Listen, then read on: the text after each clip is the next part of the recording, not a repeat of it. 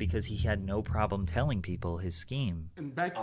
He should have shut up. He self-snitched. That's what it was, bro. He self-snitched. On May 16th, 2019, YouTuber Omi in a Hellcat uploaded his first video titled Payday at Reloaded Construction. The vlog ends with a very deep message. Always remember, live life the way you will want to live it. You only get one chance at this. One shot at life. One chance, one shot, that's it. Any mistake that you make, it's done. You're done. Little did Omi know, starting this YouTube channel could have been the one mistake that would ultimately land him in federal prison. That very first video that Omi posted got 60,000 views in the first 3 days. The video shows Omar stepping out of his mansion, walking down his long driveway with more than 15 all-white cars parked in it, and telling the viewers about his entrepreneurial endeavors. From there, he drives to his first nightclub that he owns, where they are doing renovations. Then he goes to his second nightclub, where they just made the final touches before opening. Omi continues. Damn, don't tell me that he self-snitched. You said tax fraud? Oh no. If you doing shit like that, just don't put yourself on a radar. You gotta be, I'm not endorsing it, but you gotta be quiet about shit like that, man, you know? Yo, yeah, if the IRS is after you, bro, that's a GG's, because them motherfuckers, bro, I've heard stories of the IRS being like, yo, if you owe them money, like, you could get paid and they'll take that shit. Like, if you get paid from your job, you just find your paycheck gone and you're like, where my paycheck? Oh, they yoinked that shit. Continued to post vlogs that started with motivational messages about life. You have one thing, an advantage over a lot of people. You're free, you're young, and you're healthy. No excuses. Stop trying to keep up with everybody. Stop going out buying Balenciaga. Typically, the middle of his videos would be him tending to his businesses, buying expensive clothes, jewelry, new cars, vintage cars, tour buses, and even houses. Bro, if I had bread and if I was to get jewelry, I'd probably get myself one chain, bro. I'll get myself like a nice little like Cuban link, and that's it, bro. Like, I'm not gonna go crazy getting like some crazy big shit. I'll get some like one chain. That's it. For a wildly successful man, he was relatable, down to earth, and kind. Far from the narcissistic rich assholes we typically see on the internet. Within 2 months, he reached 100,000 subscribers. Wow. By the end of summer 2019, he had 300,000 subscribers. Damn. But every time he was asked about how he obtained his wealth, his answers were extremely vague. What do I do for a living? Started off as an app developer.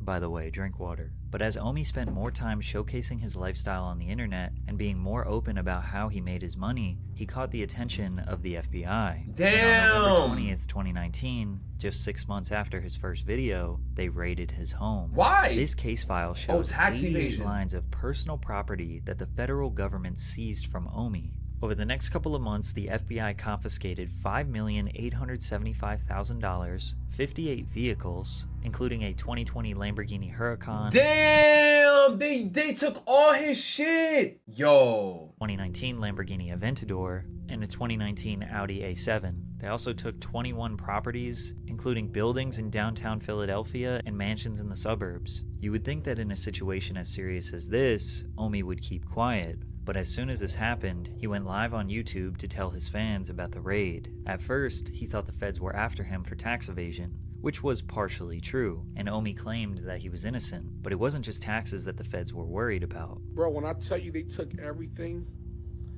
they took every SD card, every camera, every television in my house. Houses. Wait, how? IPTV is a gray area.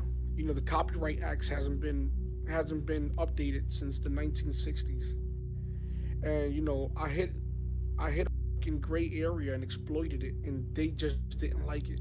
Omi thought he had found a loophole in the US copyright law and was exploiting it. Now, if at this point you're feeling extremely confused as to how this guy even got into this situation in the first place, this is exactly how his hundreds of thousands of fans felt. Ironically, once the feds raided him, that's when Omi started opening up about exactly how he made his fortune. But first, a word from today's sponsor, You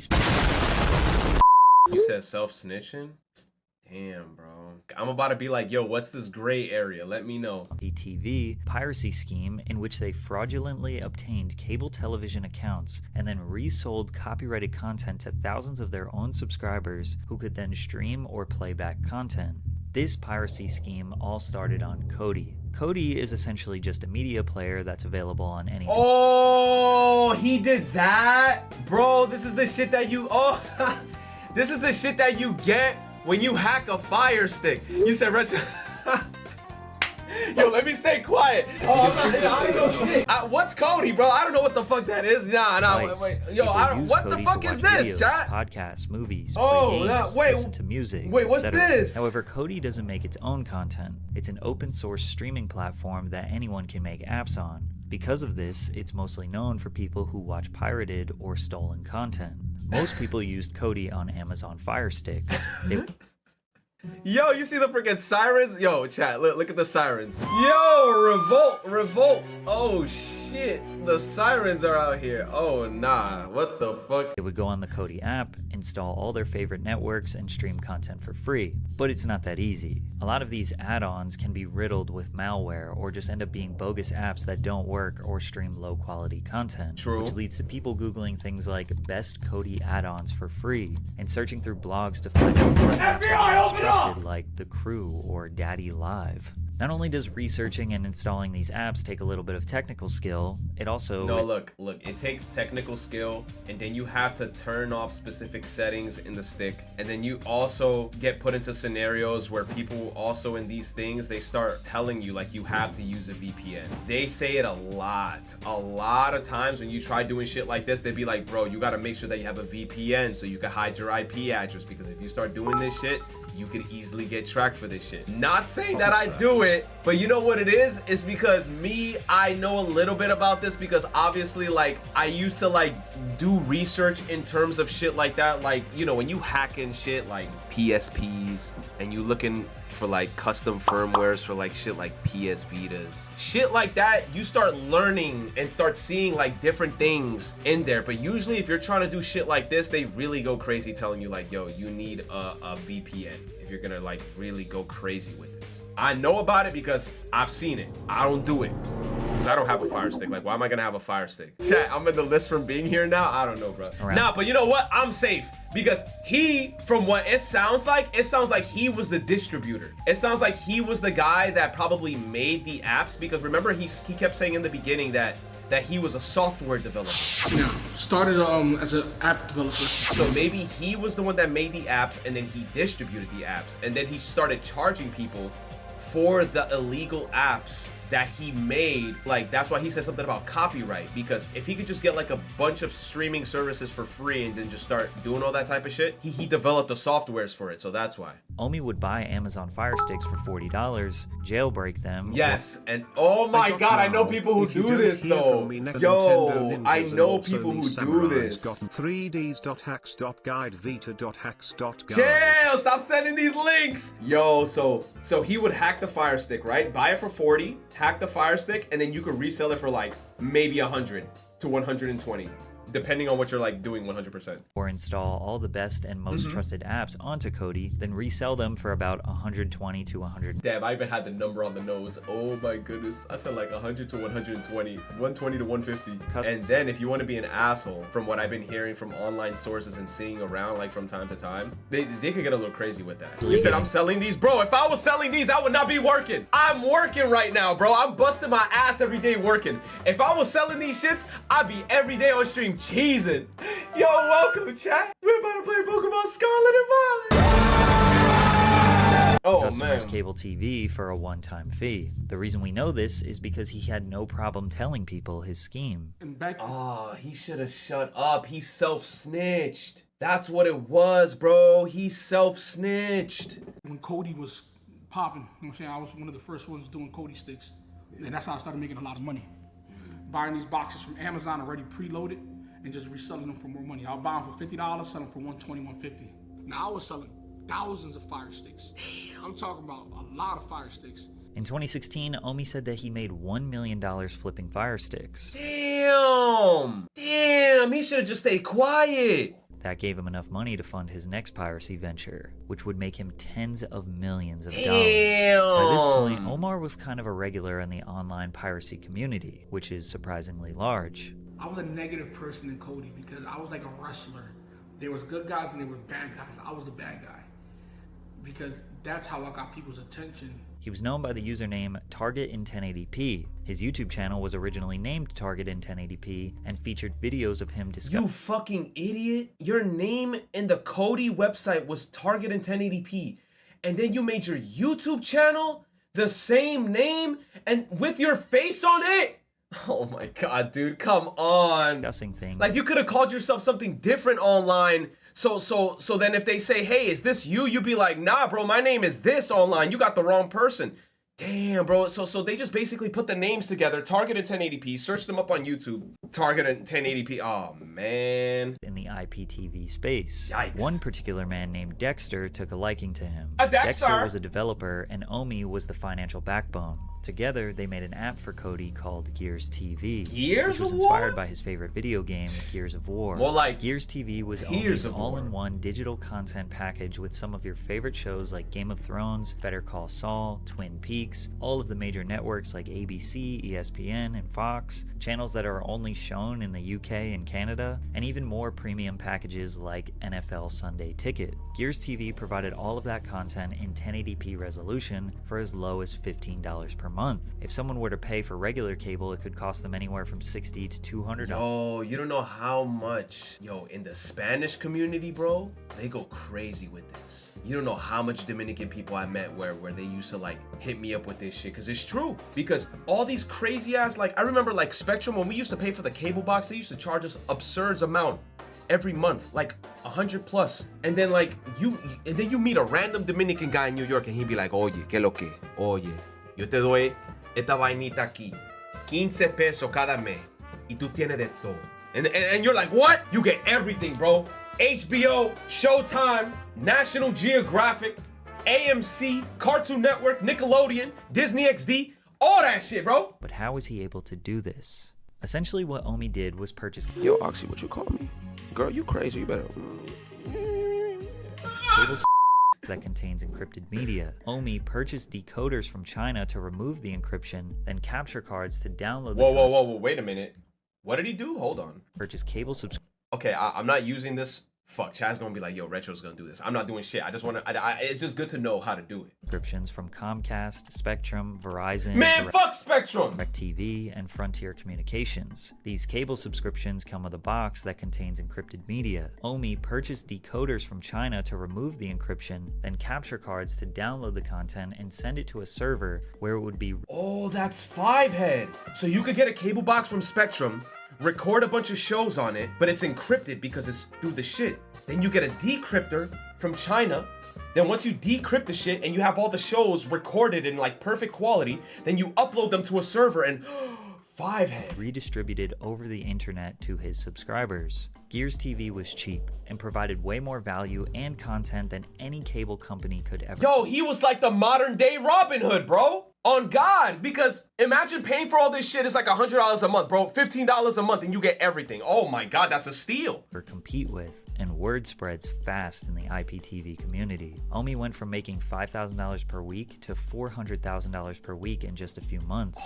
The indictment claims that in total, the defendants received more than $30 million in subscriber fees. Omi said he was still living in the hood of Philly at this point, and nobody knew the kind of money he was raking in. His first purchase was a 2016 Camaro SS 50th Edition, his dream car. Keep in mind, Gears TV was no small operation. They had large servers, customer service representatives, and the government did have their eye on these schemes. As it got more popular, the monthly price increased, which pissed off customers as their $15 per month turned into $20, then $30, then $40, getting closer and closer to regular cable prices. Damn. Omi sold his app to a private investment company in 2018 for a whopping $40 million. Damn! But that's crazy because he sold it, so it's no longer tethered to him. He got his bag.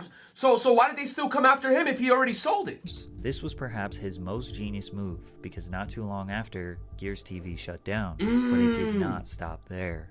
Omi used his large payout and expertise to build a new and improved app called Reloaded TV. You fucking idiot, dude. That's what it was. It's because he made another one. He should have just left with the 40 million and just dipped. Oh my god, dude. This was everything Gears was and more, with a way better interface and higher quality. He should have just left. Reloaded very quickly became one of the biggest apps in the IPTV space because of its great user interface and reliability. It's unclear what exactly happened to Reloaded TV. It seems like it wasn't around for very long, because in 2019, Omar abandoned the Target in 1080p name and changed it to Omi in a Hellcat, and he stopped talking about the IPTV space as a whole. He claims he knew the industry was dying and the feds were cracking down on other apps similar to Reloaded. Now, is it possible that Omi's YouTube channel alerted the FBI? Not necessarily, but it didn't help his case. Anyone who is in the business of distributing media knows there are others trying to steal it, but Omi's YouTube channel promoting his own brand and attaching a face to the scheme just made it that much easier to identify the perpetrator. Bragging and flaunting his wealth could have pissed off authorities, and yeah, they are human. Maybe they did want to put him in his place a little bit. Maybe they were harsher on him than others to make an example out of him. In one vlog, Omi found out that federal agents boarded his flight to the Dominican Republic to make sure he wasn't trying to flee the country. But you have to remember that all of the information I just gave you, his audience didn't know about. They had no idea why the FBI was after him. They just knew Omi had Bro was Dominican. Oye, pero no me diga. start his No! life. Please continue to support this channel. I'm gonna stay strong. I'm gonna try to beat this shit. They broke me. Yo. They broke one of the strongest people I know, which is me. They broke me, but no one got me to this position. Only but me. Yo, he should have legit fleed. After making that much money, dude, I don't know, go to Dubai or something. I would have been gone. Que lo que, for real. Start taking responsibility for your actions. Omi's YouTube channel after the raid became dedicated to him trying to regain his wealth, start new businesses, buy more cars, all while the feds were watching him. He started a printing company / merch brand under the name Reloaded, where he made and sold all different types of clothing out of a room in his house. Keep in mind he had his construction business and various other side hustles that kept him paid. Plus, it's not like the feds emptied his bank accounts entirely. Omi kept saying he was broke, but his version of broke is going from tens of millions to maybe just a few millions. But it wouldn't be long before the FBI came back. The whole FBI situation, it seems like they're trying to tack on money laundering charges, tax evasion charges. From 2016 to 2018, when Omi made tens of millions of dollars, he admits that he did not pay his taxes. However, he had a reason. He claims that the accountant he hired told him that she was CPA certified when she wasn't, and that she never paid his taxes the right way, but he was more than willing to pay the millions he owed. However, once he finally got together the money to pay his taxes, it was stolen from him. He posted a video titled, "I got robbed for $1 million," in which he claims that he took $920,000 out of the bank in cash to give to his accountant. He left for Dallas for 2 days, and while he was gone, someone cut the power off from his house and stole the cash, some electronics, and his girlfriend. How? That was an inside job, bro. Somebody that knew about you taking all that money out didn't like you. And they were like, yo, he just took out like a shit ton of money in cash. Funny part is, a lot of his own fans were suspicious. It seemed like Omi was trying to stash $1 million and throw off the feds by setting up a robbery. Sorry, IRS, I can't pay my taxes because somebody stole my money and here's my YouTube video to prove it. Plus, you have to think, why would anyone bother stealing Xboxes and TVs when you have $1 million cash? Conveniently, this video was posted on the same day that Omi released his very first sneaker, the Omi Zeros, which was just a Nike Jordan 1 silhouette that replaced the swoosh with a lightning bolt. He even took the Air Jordan branding and replaced it with Air Omi. Now, taking the Nike Bro, isn't that the AMP logo? A little bit? silhouette for a shoe brand isn't something new. It was a really hot trend for the past few years. I even bought myself a pair. Omi would slap the word Reloaded on a popular team's logo, or really any iconic brand trade dress. It's pretty clear that Omi's specialty is copyright infringement. Building an original brand is way too much work and too risky. However, things got really bad for Omi in September of 2021 when he was formally indicted with criminal copyright infringement, wire fraud, money laundering, and several other crimes. The feds came back once again and raided. Yo, the feds were on his ass for years, man. For years they were on him, dude. Like, they did not leave him alone. His house for the second time. This time, he made much bigger headlines and was even interviewed on the news. Just to be crystal clear, the indictment that came down today, you're saying you're completely innocent of those? Now, completely innocent would be a false statement. Now, ignorance is no excuse for the law. Again, you'd imagine someone would be quiet during this instance, or at the very least have their lawyer speak for them, but Omi was still convinced that he exploited the system. Omi's whole life at this point was dedicated to fighting this case. He barely uploaded YouTube videos, maybe once a month, and when he did, you could just tell this man's spirit was broken. But after months of deliberation from his legal counsel, Omi pleaded guilty in February of 2022. Damn. I'm pleading guilty. Long talks with my attorney, and it's the best option, you know.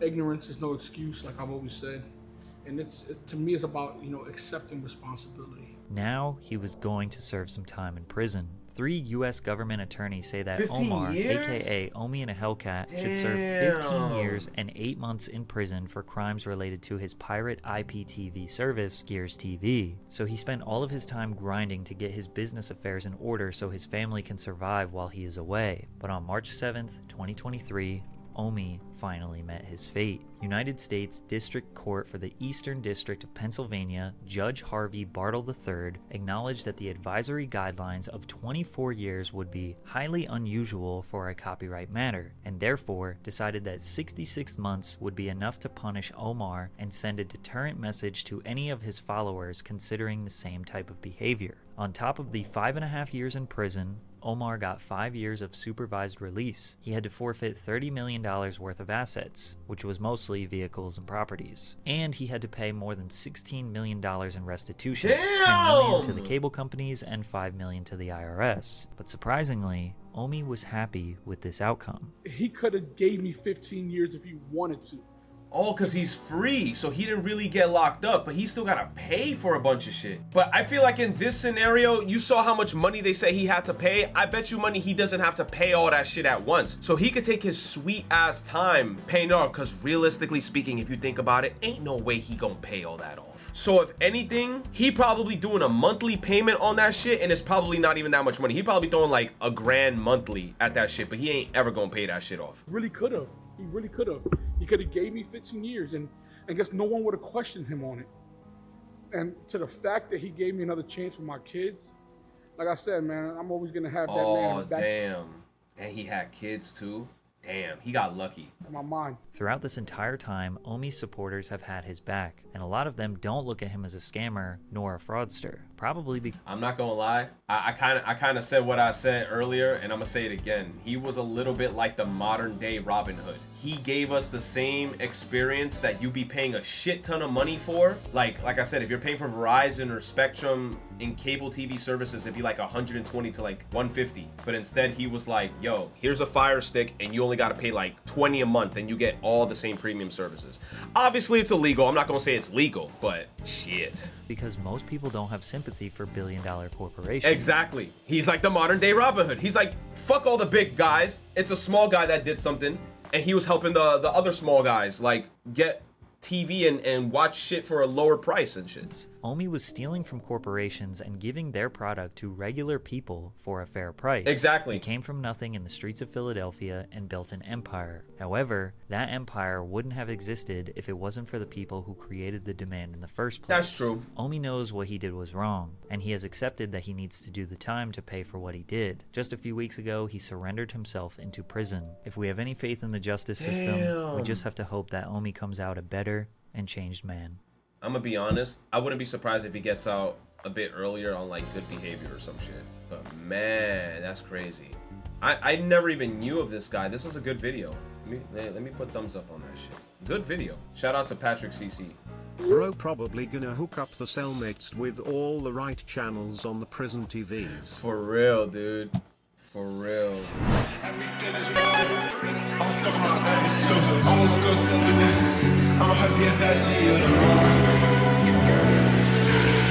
And I came right back, yeah. Taking it the wrong way, but I say no, it ain't like that. I've been feeling off a little bit, disregard a little shit. It's a strange time, life so relaxing time. I've been really good at passing mine. Only feeling good for half the climb. I've been living looking back in time. I've been living in the past, that's got me sinking through the